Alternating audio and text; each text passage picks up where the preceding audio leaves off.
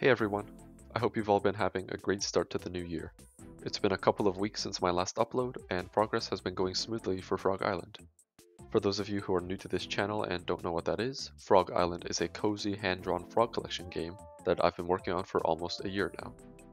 In the last devlog, I finally finished implementing the long-awaited frog system to my game, and now it's time to make some finishing touches to a few important areas of the game before I move on to other systems like fishing and alchemy.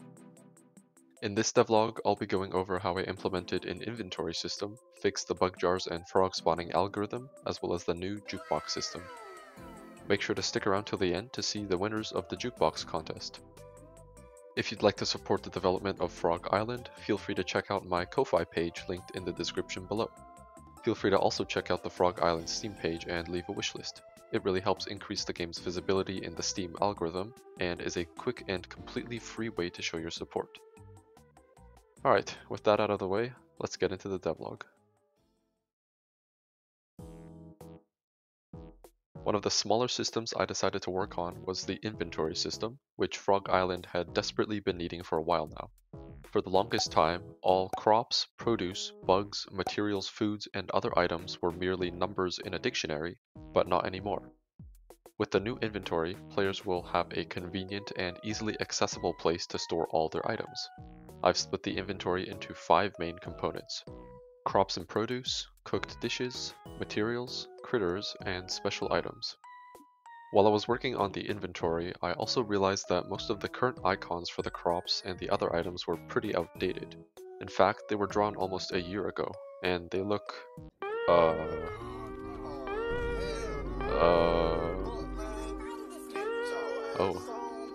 Fortunately, I was able to give all the items a well-deserved re-sprite, and I'm pretty happy with how they all turned out. To make the inventory actually work, I created these inventory frame objects that would hold the items.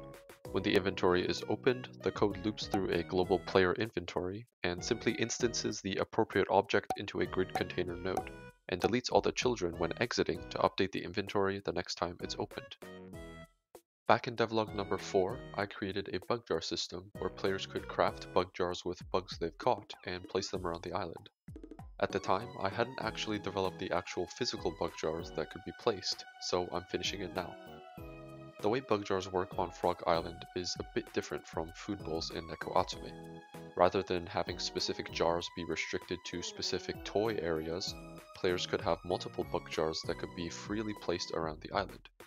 Each jar would instead have its own circular radius that would connect any toys within the radius to itself. For example, if you place down a tier 3 bug jar, any frogs attracted to this jar would only possibly visit any toys within the jar's radius. For the system to work, 2 things had to be certain. 1, bug jar radii cannot overlap with one another. And 2, a toy is only considered connected to a bug jar if it is entirely enclosed within a bug jar radius. This is to prevent scenarios where the toy overlaps on 2 radii, even if the radii aren't overlapping themselves. This seemed pretty straightforward to code, however there's just one tiny little problem. Godot can't determine if an area is enclosed inside of another one. Godot offers a few functions for area 2Ds such as get overlapping areas and has overlapping areas, but these are just for area overlaps and not for areas enclosed within others. So I came up with an interesting solution that I think may be helpful for those struggling with similar problems. In Frog Island, every bug jar radius is composed of an area 2D parent with a collision polygon child. This polygon is made of 33 points to be exact. It turns out Godot has a function called getPolygon that returns an array of 2D vectors corresponding to the points of a given polygon. It also turns out that Godot has a function called geometry.isPointInPolygon that, wouldn't you know, returns true if a point is inside a polygon array. And voila! A function that can determine area 2D enclosures, and hopefully a similar function will be added in the next Godot update, because this took me way too long to. 5 little speckled frogs sat on a speckled. The shift in direction for the bug jar system also caused a lot of issues with how the current frog spawning logic worked. Currently, the way frog spawning works is via a huge chunk of code that runs whenever a global timer runs out. The code chooses a random toy, and based on the bug jar tier and specific toy, chooses a random frog. Yeah, this was not gonna work. This code relies on the fact that all toys are connected to a single bug jar. But if there are now multiple bug jars, each one having different toys within its radius, the spawning logic was going to have to be a lot more complex. I decided to do some extensive research on Neko Atsume and see if I could find some more details on how their intricate cat spawning algorithm worked. Fortunately, I came across Neko Atsume data mining information on Reddit, and they were incredibly helpful to say the least. I found a data mining web app created by user Roxance and a data spreadsheet by user Cape Cod Native. Unfortunately, since the devs didn't publicly release their game algorithms, I could only infer from the data, but I think I was able to come to a pretty reasonable conclusion. In Neko Atsume, there are over 200 different types of toys and 67 cats. For every single toy, an integer is assigned to each cat, which I assume is the likelihood they spawn on that specific toy.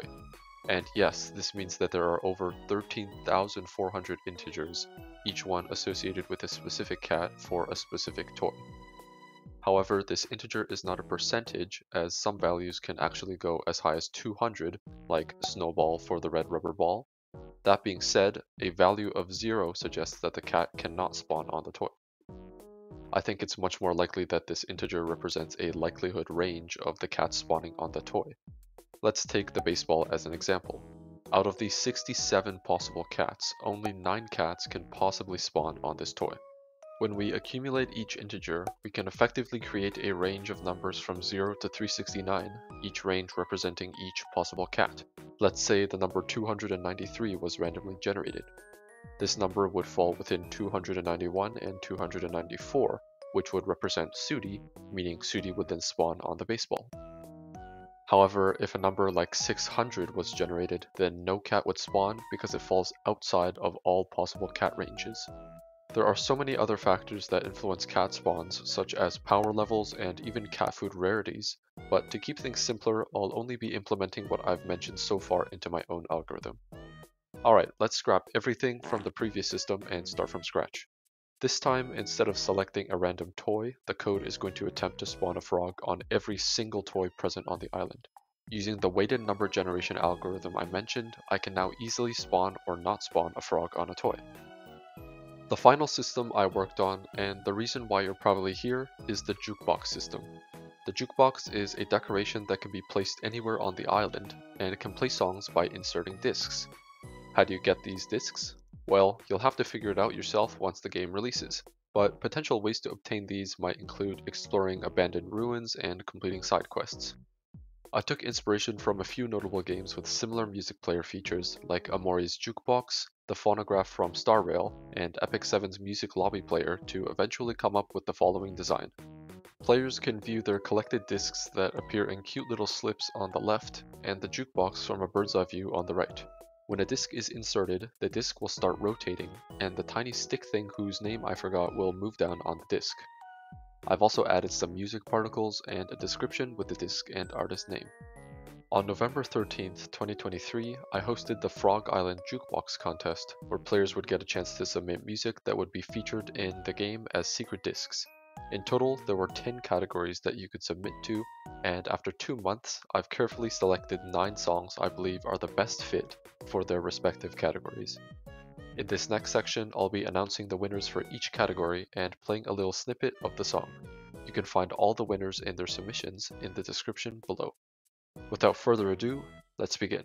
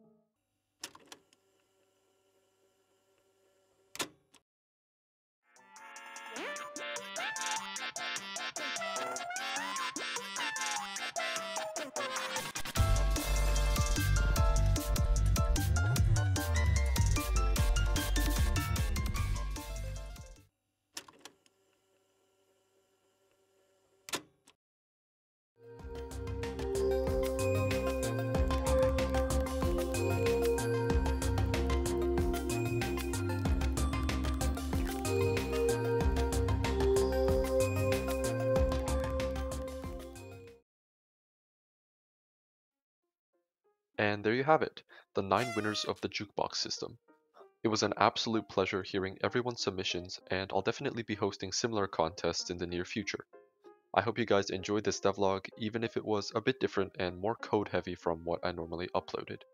In the next devlog, I'll finally be tackling the fishing system, something that the majority of you showed interest in. Once this system is finished, I'll also be completely rehauling the current cooking system because it looks a bit, questionable to say the least. Also, it's like 2,000 lines of unoptimized code written by me a year ago, and that's probably why Frog Island takes 10 seconds to load every time. As always, feel free to join the Frog Island Discord server if you want to stay updated on my development process, or if you're just looking to have a good time. Anyways, thank you guys so much for taking the time to watch this video. If you have any thoughts, criticisms, things you liked or disliked that you'd like to mention, please let me know in the comments below. I'd love to hear all the feedback. Thanks for watching, and stay tuned for the next devlog coming very soon.